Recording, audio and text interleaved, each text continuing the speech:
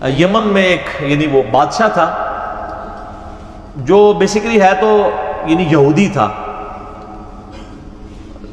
اس وجہ سے وہ عیسائیوں سے ظاہر نفرت کرتا تھا، کیونکہ حضرت عیسیٰ علیہ السلام کو کرسچن جو ہے پیغمبر مانتے ہیں، بلکہ اس میں غلوف کر کے خدا کا بیٹا مانتے ہیں، اور دوسری طرف یہودی کہتے ہیں کہ یہ نعوذ باللہ دجال ہے۔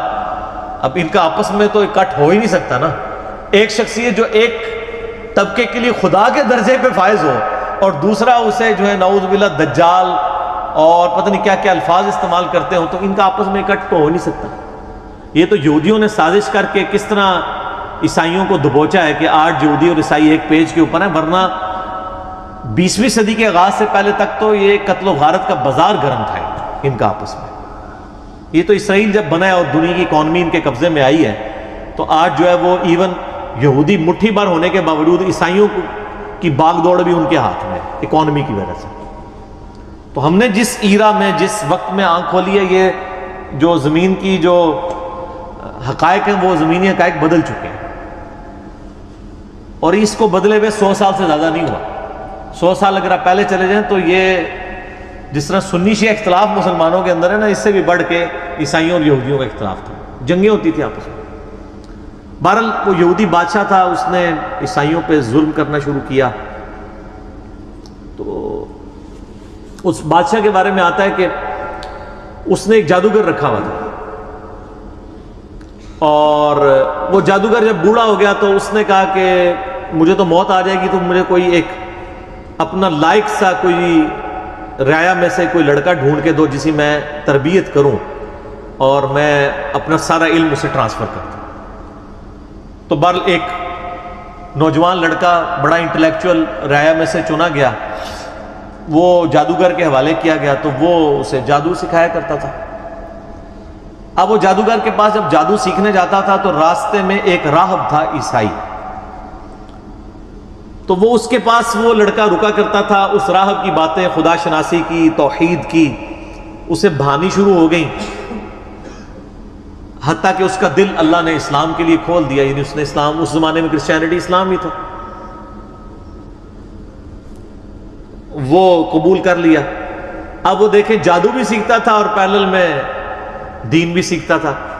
ایک دن وہ ایک راستے سے گزر رہا تھا، تو راستے میں ایک بہت بڑا جانور تھا جس نے لوگوں کا راستہ روکا ہوا تھا، تو اس نے ایک چھوٹا سا پتھر اٹھایا زمین سے اور اس نے کہا کہ اے اللہ، اگر تیرے نزدیک جادوگر کا مذہب مردود اور اس عیسائی راہب کا مذہب مقبول ہے تو اس چھوٹے سے پتھر سے اس جانور کو ہلاک کر دے۔ ظاہر یہ کرامت ہی ہونی تھی، ایک پتھر سے آپ اتنے بڑے جانور کو، تو اس نے پتھر پھینکا تو وہ مر گیا۔ تو وہ پھر راہب کے پاس آیا، تو راہب نے کہا کہ تم تو اب مستجاب الدعوات ہو گئے ہو، تو اب تم پہ اللہ کی طرف سے تکلیفیں بھی شروع ہو جائیں گی، اور جب کوئی ایسی صورتحال بنے تو تم نے میرا نام ظاہر نہیں کرنا۔ ظاہر ہے پھر مجھے بھی رگڑا لگے گا بیچ میں، جان بچانے کے لیے ایمان چھپانا جائز ہے۔ حسین تو ہر کوئی نہیں بنتا نا سر، پھر کہتے ہیں جی حسین کیوں کھڑا ہوا تھا، باقی کدھر گئے، باقیوں نے کیوں بیعت کر لی، وہ ہر ایک تو نہیں حسین ہوتا رضی اللہ تعالیٰ عنہ علیہ السلام۔ تو پھر وہی سلسلہ شروع ہو گیا۔ اب وہ صاحب کرامت تو ہو گیا، اب لوگ اس کے پاس آنا شروع ہو گئے، وہ مطلب مادر ذات، کوڑی، اندھے آتے تھے، وہ دعا کرتا تھا، شفا ہو جاتی تھی۔ کرتے کرتے جب بادشاہ تک بات پہنچی، اس نے کہا یہ کیا، یہ تو دوسرے مذہب میں چلا گیا الٹا اس کو سکھانے کے لیے۔ تو اس نے کہا جی اس کو تو ہم نہیں چھوڑیں گے، قتل کروائیں گے۔ اور وہ جب کوئی بندہ اس کے پاس علاج کروانے کے لیے آتا تھا تو وہ پہلے کہتا تھا اللہ کو ایک مانو، حضرت عیسیٰ کو اللہ کا پیغمبر مانو۔ تو ظاہر ہے یہاں بھی آپ کو پتہ ہے لوگ حنفی ہوتے ہیں، جب طلاق ہو جاتی ہے تو اہل حدیث اسٹامپ پیپر پہ لگواتے ہیں میں اہل حدیث ہوتا ہوں، تو وہ کہتے ہیں ٹھیک ہے اب بیوی بھی واپس مل گئی آپ کو۔ حالانکہ وہ اہل حدیث اتنی دیر کے لیے ہوتے ہیں جتنی دیر کے لیے انہوں نے وہ بیوی باہر نکل کے اہل حدیثوں کو گالیاں نکال رہے ہوتے ہیں، لیکن اہل حدیثوں کو پھر بھی عقل نہیں آتی ہے۔ اب عقل نہ ہے تو انسان کیا کرے؟ حالانکہ یہ فتوی غلط ہے، میں اہل حدیث کے ساتھ ایگری نہیں کرتا ہوں 3 طلاق کے مسئلے میں۔ امت کا اجماع ہے کہ ایک مجلس کی 3 طلاقیں 3 ہیں۔ بال ایک مسئلہ لاتا ہے میں آپ کو بتا دوں کہ آج بھی اس کی باقیات ہیں اسٹامپ پیپر لکھوانے والی۔ تو وہ بھی پہلے کہتا تھا اللہ کو مانو پھر میں تمہارا علاج کروں گا. تو اس طرح پھر اسلام پھیلنا شروع ہو گیا. بادشاہ کو فکر لگ گئی تو اس نے کہا کہ بھئی اس کا علاج اب یہ ہے کہ اس کو قتل کروایا جائے. تو اس نے فوجی بھیجے گرفتار کر کے کہ اس کو پہاڑ سے نیچے پھینکا جائے. پہاڑ کی چوٹی پہ لے گئے, اس نے وہاں پہ دعا کی, وہ سارے فوجی نیچے گر پڑے, وہ بچ گئے. پھر اسے کشتی میں سوار کر کے سمندر کے اندر لے گئے, اس نے دعا کی, کشتی الٹ گئی, وہ بچ گیا, باقی سارے الٹ گئے. بادشاہ سر پکڑ کے بیٹھ گیا کہ اس کو اب کیسے قتل کیا جائے, کیونکہ مستجاب الدعوات تھا. تو اس نے بادشاہ کو خود مشورہ دیا کہ ایک طریقے سے تم مجھے قتل کر سکتے ہو, تم پڑھو بسم اللہ رب الغلام کہہ کے مجھ پہ تیر چلاؤ تو میں مارا جاؤں گا. اور یہ اس نے بہت زبردست چال چلی, اور اس نے کہا اس کے لیے تمہیں پبلک اکٹھی کرنی پڑے گی, اپنی ساری رعایا کو جمع کرو اور بسم اللہ رب الغلام پڑھ کے چلاؤ. تو اس کا مطلب کیا تھا کہ اللہ کو ماننا پڑے گا. تو یہ ایک ساری رعایا تک تبلیغ ہو جاتی کہ ہاں اللہ کے نام پہ اسے مارا گیا ہے, تو یعنی اس کا مذہب درست ہے. تو اس نے کہا میں نے جان تو جانی ہی جانی ہے, تو اللہ کے لیے جائے نا, اور میں مر جاؤں اور ایسا اختلافی نوٹ لکھوں کہ تبلیغ بھی ہو جائے. حضرت حسین ابن علی نے یہی کیا نا, 72 بندوں کے ساتھ وہ 3 براعظموں میں پھیلی ہوئی بنو امیہ کی بدماش حکومت کا سامنا تو نہیں کر سکتے تھے, لیکن انہوں نے اپنے خون سے اختلافی نوٹ لکھ دیا کہ میں مر جاؤں تو آنے والی نسلیں یہ یاد رکھیں کہ سچائی کے لیے کھڑا ہونا چاہے آپ تھوڑے سے بھی ہوں, اس کی پرواہ نہیں کرنی. تو آج تک دیکھ لیں دنیا میں جہاں بھی سچائی کے لیے تھوڑے لوگ کھڑے ہوتے ہیں تو مثال حسین ابن علی کے لیے کی دیتے ہیں. مخالفین کو جو یاد رکھا گیا ہے وہ بھی حسین کی وجہ سے یاد رکھا گیا, ورنہ ان کی کیا اوقات تھی. تو اس نے بھی یہی کہا کہ رعایا اکٹھی کرو پبلکلی, بسم اللہ رب الغلام پڑھ کے چلاؤ تیر تو مارا جاؤں گا. بادشاہ نے یہی کیا. تو جب وہ بسم اللہ رب الغلام پڑھ کے وہ چلائی گئی, اللہ کے نام سے شروع, اور جو اس غلام کا رب ہے یعنی وہ سب اللہ کے بندے ہیں, غلام ہیں, تو وہ تو مارا گیا, لیکن ساری رعایا نے کلمہ پڑھ لیا, ان کا اس کا مذہب حق ہے, وہ سارے مسلمان ہو گئے.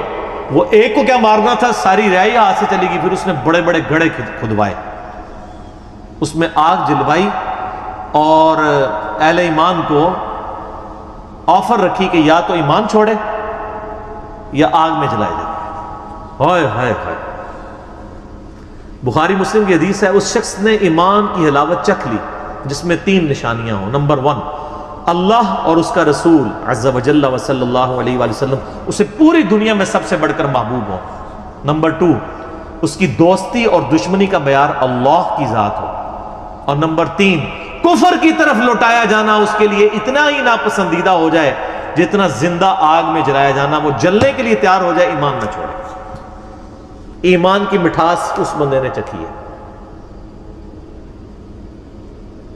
لوگ ایمان نہیں چھوڑ رہے, زندہ آگ میں جلائے جا رہے. صحیح مسلم کے الفاظ ہیں کہ ایک عورت تھی, اس کا دودھ پیتا بچہ تھا. دودھ پیتا بچہ تو بولتا بھی نہیں ہے. جب اسے آگ میں پھینکنے لگے نا تو اس کے دل میں ایک لمحے کے لیے خیال آیا کہ میں جان اپنے بچے کی وجہ سے نا جان بچانے کے لیے میں دین چھوڑ دوں.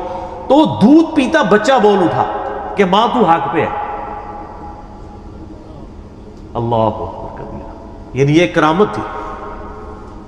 تو پھر ان ماں بیٹا کو بھی جلا دیا. وہ تو خیر دنیا میں جلے نا تو سیدھے جا کے جنت میں لینڈ کیا. تو یہ پوری حدیث صحیح مسلم ہے اصحاب الاخدود کے بارے میں. آپ دیکھیں کہ اصحاب الاخدود کو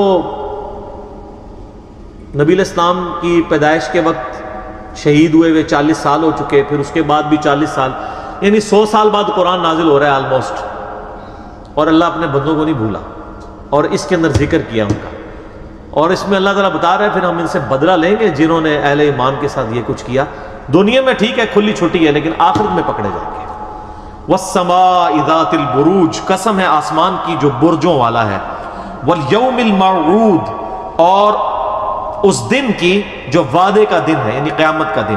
وَشَاهِدٍ وَمَشْهُودٍ, اور حاضر ہونے والے دن کی اور اس کی جس کے پاس حاضر ہوں گے, یعنی قیامت کے دن کی اور قیامت کے دن کا مالک یوم الدین, سب کی قسم. قُتِلَ أَصْحَابُ الْأُخْدُودِ, مارے گئے کھائی کھودنے والے. حالانکہ مارے کون گئے تھے؟ جو کھائی میں پھینکے گئے تھے. اللہ نے کہا وہ نہیں مرے، وہ تو زندہ ہے. شہید تو مرتا نہیں ہے نا. وَلَا تَقُولُوا لِمَن يُقْتَلُ فِي سَبِيلِ اللَّهِ أَمْوَاتٌ، مت کہا کرو مردہ جو اللہ کی راہ میں مارے جائے، وہ تو اللہ کے حضور زندہ ہے. اللہ ہمارا مارے گئے اصحاب الاخدود جنہوں نے وہ گڑھے کھودے تھے. النار ذات الوقود، جبکہ وہ آگ بڑے ایندھن والی تھی.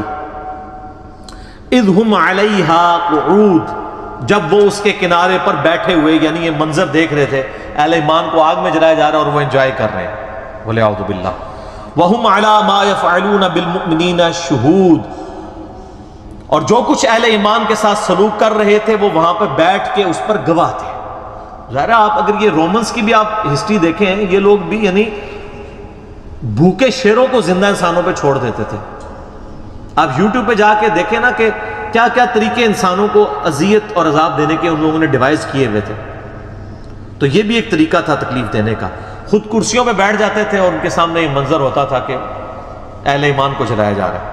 وما نقموا منہم الا ان یؤمنوا باللہ العزیز الحمید، اور انہوں نے تو نہیں ناپسند کیا مگر اس بات کو کہ مسلمانوں نے ایمان لے کر آئے مسلمان اللہ پر جو غالب ہے اور اپنی ذات میں خود ستودہ صفات ہے. اس مقدس جرم کی پاداش میں انہوں نے زندہ انسانوں کو جلا دیا کہ وہ اللہ پر ایمان لے کر آئے. الذی لہ ملک السماوات والارض، وہ اللہ کہ زمین و آسمان میں جو کچھ ہے اس کا مالک وہ اللہ ہے. زمین و آسمان کے مالک اللہ کے اوپر وہ ایمان لائے صرف ایمان لانے کی پاداش پہ، کسی پہ کوئی تکلیف نہیں، کسی کو کچھ نہیں انہوں نے کہا، بس اس مقدس جرم میں انہوں نے ان کو آگ میں جلا دیا. واللہ علی کل شیء شہید، اور اللہ تعالیٰ ہر چیز کو دیکھ رہا ہے. اللہ نے وہ منظر دیکھا ہے، اللہ کو بھولا نہیں ہے وہ منظر جو تم نے اہل ایمان کے ساتھ کیا.